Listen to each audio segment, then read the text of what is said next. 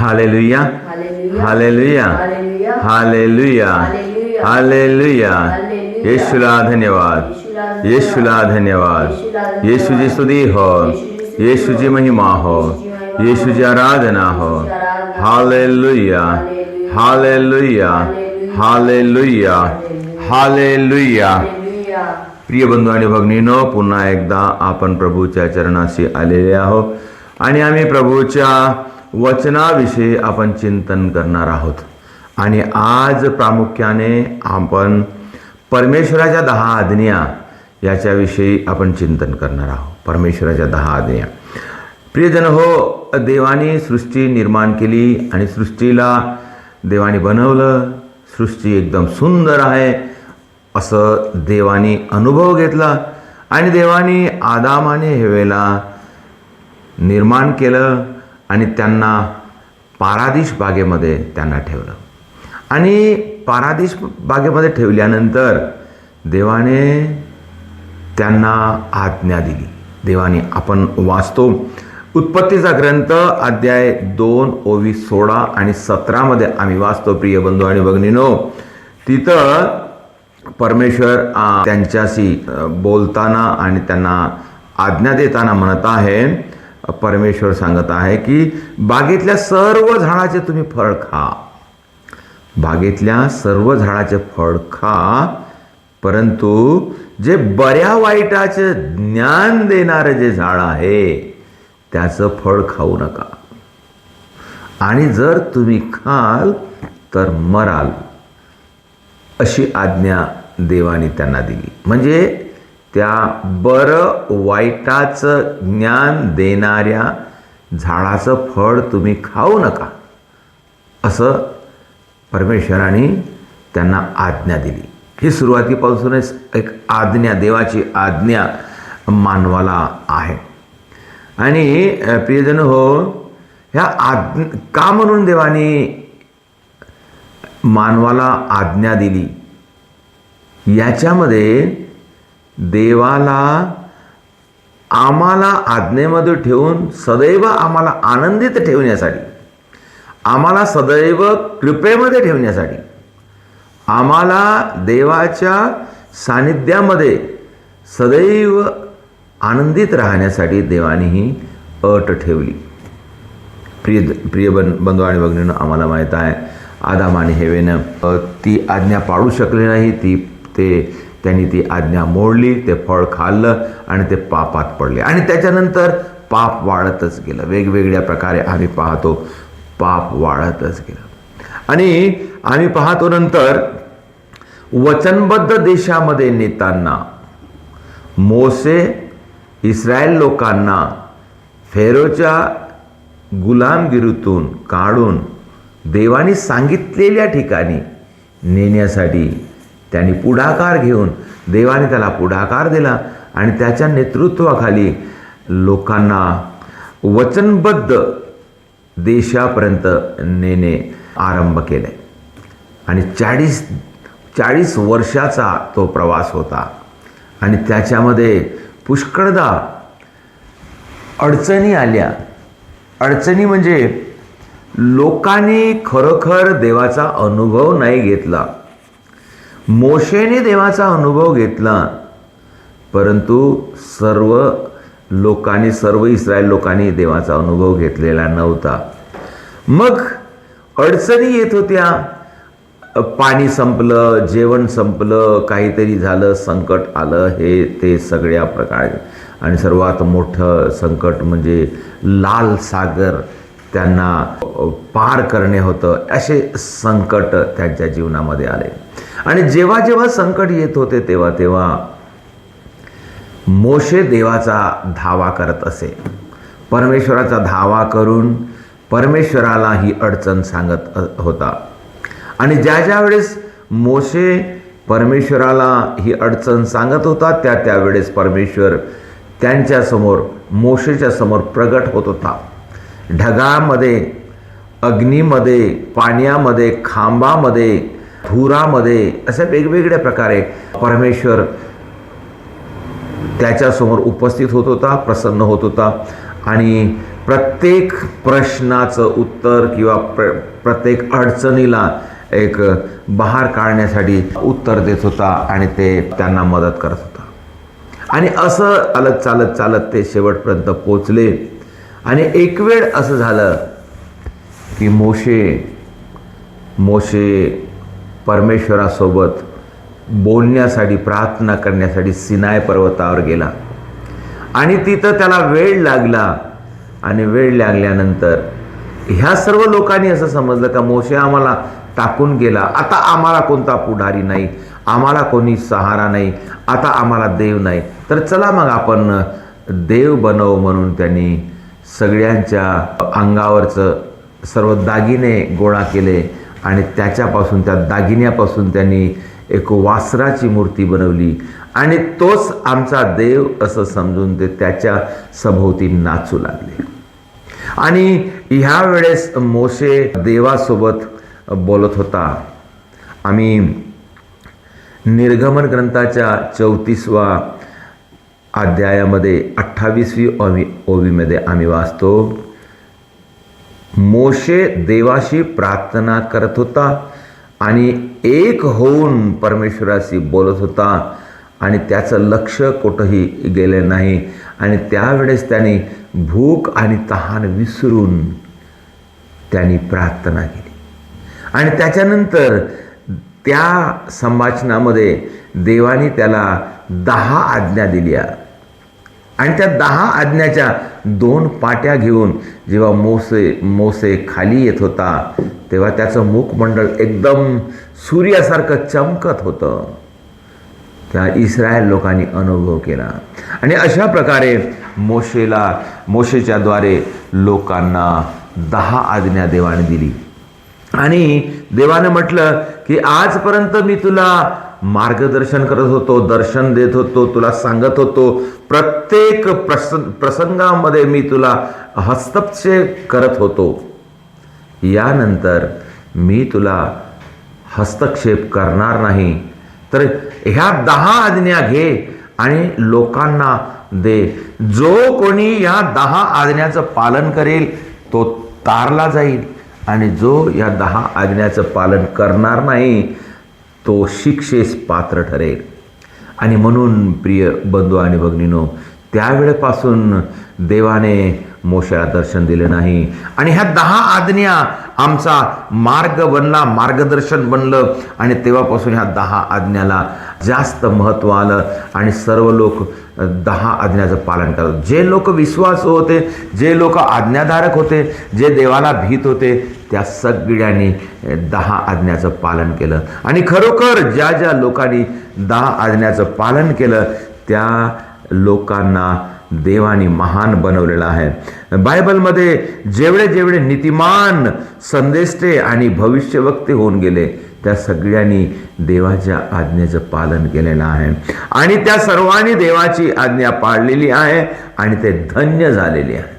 देवाची आज्ञा पाळले आणि ते धन्य झालेले आहेत. आणि देवाच्या कृपेने ते भरून गेलेले आहेत. त्यांनी देवाची आज्ञा पाळले ते मोठे झाले, श्रेष्ठ झाले, भविष्यवक्ते झाले. आणि जे जे पाळले ते धन्य झाले. आणि ज्या ज्या लोकांनी आज्ञा पाळली ते देवाच्या कृपेनं भरून गेले. अशा प्रकारे वेगवेगळे लोक देवाच्या कृपेनं भरून गेले. आम्ही प्रिय बंधूजनो, आम्ही पाहतो निर्गमन ग्रंथाचा अध्याय 20 ओवी 1 ते 17 मध्ये आम्ही 10 आज्ञा स्पष्ट रूपाने पाहतो. आणि 10 आज्ञा देवाने मानवाच्या उन्नतीसाठी आणि त्याद्वारे आम्हाला आशीर्वाद मिळण्यासाठी आणि आम्ही स्वर्गराज्यामध्ये जाण्यासाठी ह्या 10 आज्ञा दिलेल्या आहेत. आणि वेगवेगळ्या लोकांनी आज्ञाचं पालन केलेलं आहे आणि धन्य झालेले आहे. आणि त्याच्या व्यतिरिक्त बायबलमध्ये पुष्कळसे आज्ञा आहेत आणि देवाचे वचन आहे. आणि ह्या आज्ञाविषयी वेगवेगळ्या ठिकाणी परमेश्वराने मार्गदर्शन केलेलं आहे, सांगितलेलं आहे. आम्ही अनुवाद ग्रंथ अध्याय 28 ओवी 1 मध्ये वाचतो. त्याच्यामध्ये काय म्हणत आहे, सर्व आज्ञा काळजीपूर्वक पाळशील. परमेश्वर काय म्हणत आहे, सर्व आज्ञा काळजीपूर्वक पाळशील, तुझा देव तुला सर्व राष्ट्रांपेक्षा उच्च करील. हालेलुया. काय म्हणतायस? तू जर सर्व आज्ञा लक्षपूर्वक पाळशील, काळजीपूर्वक पाळशील, तर तुझा देव तुला सर्व राष्ट्रांपेक्षा उंच करील. प्रिय बंधू आणि भगिनींनो, आम्हाला उंच बनण्यासाठी, महान बनण्यासाठी, उंच म्हणजे महान, पवित्र, धन्य बनण्यासाठी, देवाच्या कृपेने भरण्यासाठी आम्हाला ह्या आज्ञा पाळणे फार गरजेचं आहे. जे जे लोकांनी आज्ञा पाळल्या आहे खरोखर ते महान झालेले आहे, देवाच्या कृपेने भरून गेलेले आहे. आणि म्हणून आम्हाला सुद्धा देव मार्गदर्शन करतो की आम्ही सुद्धा देवाच्या आज्ञा पाळाव्या. त्याच्यानंतर आम्ही पाहतो निर्गमन ग्रंथाचा अध्याय 15:26 मध्ये परमेश्वर म्हणत आहे, त्याच्या आज्ञाकडे तू कान देशील तर तुझ्या जीवनामधल्या सर्व बिमाऱ्या देव दूर करील. Hallelujah, hallelujah. परमेश्वर म्हणत आहे, परमेश्वराच्या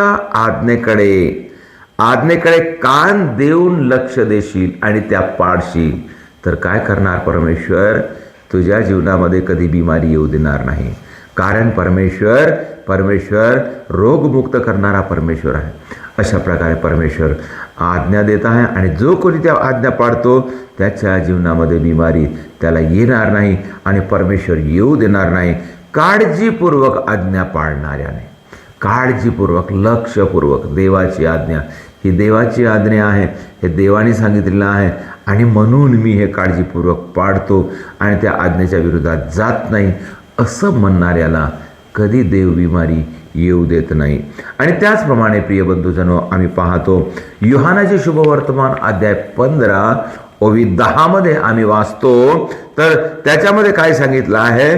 तू जर माझ्या आज्ञा पाळशील तर माझ्या प्रीतीत राहशील. प्रभू येशू म्हणत आहे, तू जर माझ्या आज्ञा पाळशील, तुम्ही जर माझ्या आज्ञा पाळाल तर माझ्या प्रीतीमध्ये राहाल. म्हणजे जो कोणी देवाची आज्ञा पाळतो त्याला देवाचं प्रेम मिळते आणि ते देवाच्या प्रीतीमध्ये ते वाढतो आणि त्याला देवाच्या प्रीतीचा अनुभव येतो.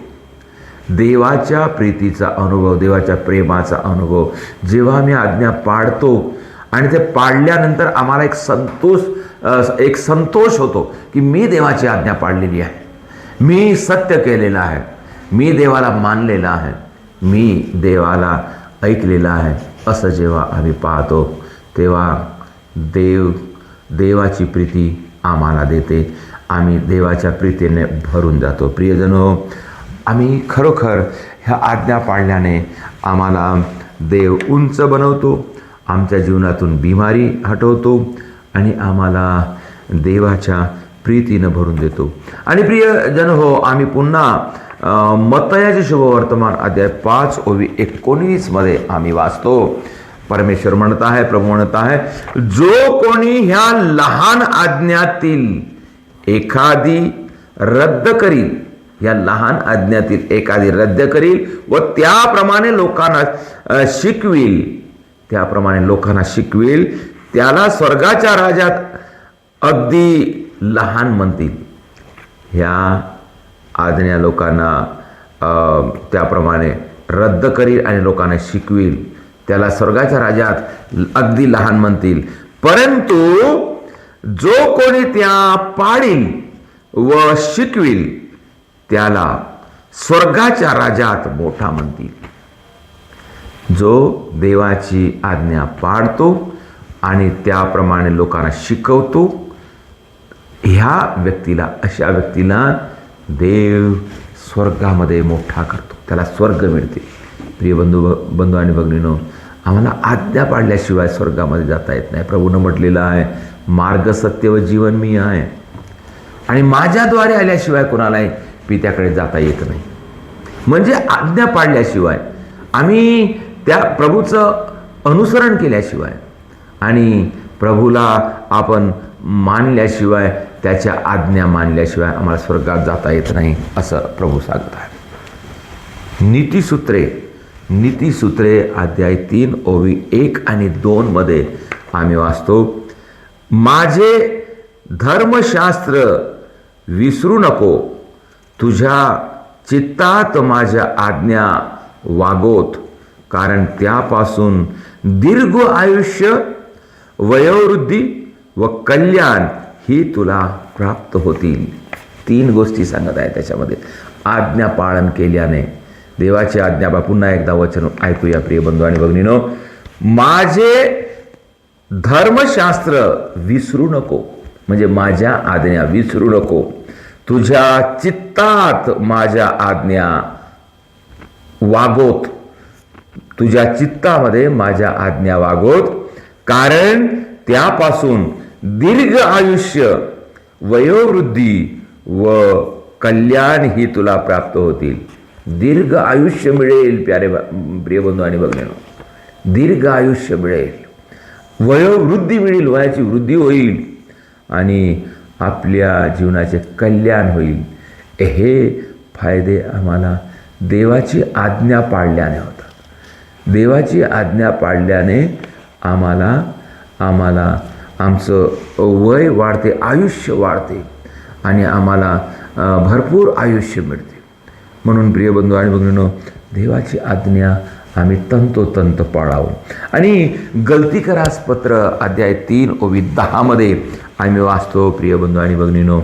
गलती करास पत्र अध्याय 3 ओवी 10 मध्ये, नियमशास्त्राच्या पुस्तकात जे लिहिलेले आहे ते सर्व आचरण्यास जो कोणी टिकून राहत नाही तो शापित आहे. Hallelujah, hallelujah, hallelujah. प्रिय बंधूजनो, जो सोप्या शब्दामध्ये सांगायचं म्हणजे जो नियमशास्त्र पाळत नाही, आज्ञा पाळत नाही, तो श्रापित होईल. तो स्वतःवर श्राप ओढवून घेईल. प्रियजन हो, आम्ही खरोखर हे पाहिल्यानंतर आम्हाला असं वाटतं की ह्या 10 आज्ञा आम्हाला आमच्या उन्नतीसाठी दिलेल्या आहेत, आमच्या प्रगतीसाठी दिलेल्या आहेत, आम्हाला स्वर्गामध्ये नेण्यासाठी दिलेल्या आहेत. आमच्या जीवनाची उन्नती होऊन आम्हाला सार्वकालिक जीवन मिळावे, अनंत काळचं जीवन मिळावे, यासाठी ह्या 10 आज्ञा दिलेल्या आहेत. प्रिय बंधूजनो, आपण ह्या आज्ञा स्वतः पाळूया आणि दुसऱ्यांना शिकवूया आणि स्वतःसोबत दुसऱ्याला सुद्धा धन्य बनवूया.